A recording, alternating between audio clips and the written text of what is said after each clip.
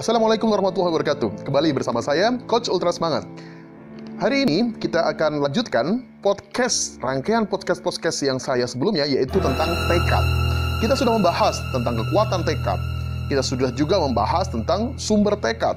Kita juga sudah membahas tentang booster tekad. Nah, di kesempatan kali ini, saya akan sharing tentang virus-virus tekad. Virus-virus yang menggerogoti tekad kita, yang pada akhirnya membuat tekad kita berkurang, melemah, bahkan hilang sama sekali. Apa saja mereka? Yuk, satu persatu kita bongkar. Yang pertama, virus tekad yang pertama adalah marah. Marah untuk sebagian besar tujuannya merupakan isyarat lepasnya keseimbangan jiwa dan hilangnya pengendalian diri.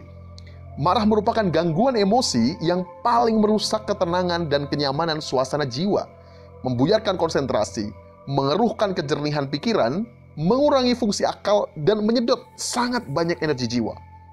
Oleh karenanya, kita membutuhkan waktu yang lama untuk memulihkan suasana jiwa dan pikiran kita, serta mengembalikannya kepada kondisi keseimbangannya setelah kemarahan kita reda. Seandainya Anda marah ketika sedang bekerja, maka Anda akan membutuhkan waktu yang lama untuk menormalkan kembali suasana jiwa Anda, mood Anda, untuk dapat bekerja kembali dengan semangat, kenyamanan, dan konsentrasi yang tinggi. Maka tidak heran apabila Rasulullah SAW mengeluarkan puluhan hadis khusus mengenai sifat ini. Salah satu di antaranya adalah hadis beliau yang mengatakan, jangan marah, dan jangan marah, supaya kamu dapat masuk surga. Maka, upaya untuk membangun ketenangan jiwa sebagai faktor pendukung penguat tekad, sebagai booster tekad, harus selalu dimulai dari peningkatan kemampuan mengendalikan dan menahan marah. Yang kedua, virus tekad yang kedua adalah banyak bicara. Virus tekad yang kedua adalah banyak bicara. Sama halnya dengan marah, banyak bicara juga merupakan kebiasaan yang buruk yang menunjukkan ketidakseimbangan jiwa dan ketidakstabilan emosi. Banyak bicara juga menyedot banyak energi jiwa kita, mengurangi kemampuan konsentrasi, dan sangat melelahkan jiwa. Selain itu, orang-orang yang banyak bicara juga mengurangi respek orang lain kepada mereka. Orang-orang yang banyak bicara lebih sering tampak egois, kurang bijak, tidak bisa berempati kepada orang lain, sulit mendengarkan lawan bicara, dan menguasai forum dengan cara yang kurang etis. Diam adalah emas adalah satu petuah bijak yang menjelaskan hakikat ini. Dengan diam, kita menjaga kenyamanan suasana jiwa kita, membangun respek orang lain, menghemat energi jiwa, dan memperkokoh posisi kita dalam pergaulan. Virus tekad yang ketiga adalah sikap usil. Virus tekad yang ketiga adalah sikap usil. Yang dimaksud dengan sikap usil adalah kebiasaan memanjakan rasa ingin tahu alias kepo kita terhadap urusan-urusan orang lain. Kita terlibat secara sukarela dalam urusan orang lain tanpa permintaan dari orang yang bersangkutan, atau melakukan suatu pekerjaan sekedar iseng dan menghabiskan waktu, atau memanjakan hobi tertentu yang tidak berhubungan dengan pencapaian tujuannya.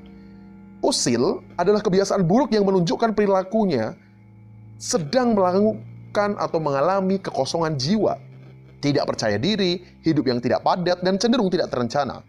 Orang-orang usil berusaha untuk menyenangkan dirinya dengan cara yang tidak menyenangkan orang lain, sebab pada umumnya mereka tidak disenangi dalam pergaulan sehari-hari.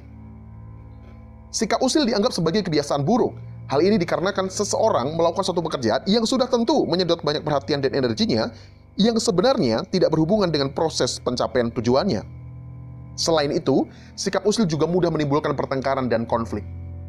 Sikap usil merupakan sebentuk pemborosan energi, mengurangi ketenangan jiwa, dan berpotensi merusak hubungan personal.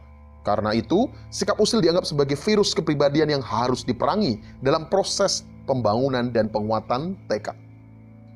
Virus yang keempat adalah suka disanjung dan tidak tahan kritik.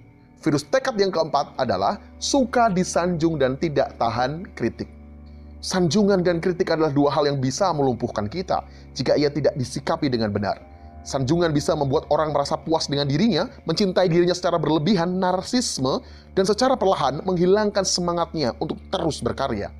Sebaliknya, Kritik bisa membuat orang grogi dan tidak percaya diri, merasa bersalah secara berlebihan, kehilangan perasaan berharga, patah semangat, dan kehilangan selera melanjutkan pekerjaannya. Tujuan-tujuan besar atau pekerjaan-pekerjaan besar biasanya dilakukan dan diselesaikan dalam waktu yang lama dan secara diam-diam. Maka, tantangan paling berat yang menguji kekuatan tekad seseorang adalah suasana diam, sunyi, dan sepi. Tempat di mana ia akan menghabiskan waktu dan tenaganya untuk melakukan pekerjaannya. Jika Anda tergantung pada sanjungan orang lain untuk sumber semangat dan motivasi Anda, maka Anda tidak akan menemukannya dalam kesunyian itu. Karena itu, langkah-langkah dan karya-karya besar biasanya tidak tergantung pada dua hal tersebut, pada sanjungan ataupun pada kritik. Hal ini disebabkan langkah-langkah dan karya-karya besar tidak hanya menimbulkan kekaguman, tetapi juga menimbulkan kontroversi dan kritik. Maka, tantangan paling berat yang menguji kekuatan tekad seseorang adalah saat di mana ia tetap harus bekerja dan berkarya di tengah penolakan orang lain, pelecehan lingkungan, dan kritik-kritik tajam yang ditujukan kepadanya. Jika rasa percaya diri Anda bersumber dari pengakuan dan penerimaan orang lain, maka tekad Anda akan lumpuh pada benturan kritik pertama. Oleh karena itu, proses pembangunan dan penguatan tekad mengajarkan kita untuk bersikap secara wajar terhadap sanjungan dan kritik.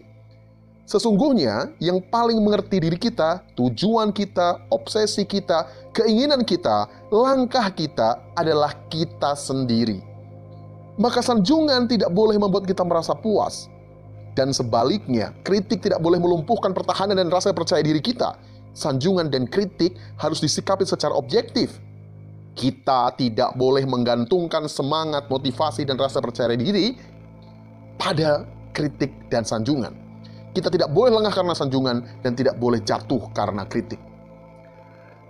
Begitulah 4 virus tekad yang menggerogoti tekad kita, melemahkan, bahkan menghilangkan tekad-tekad kita.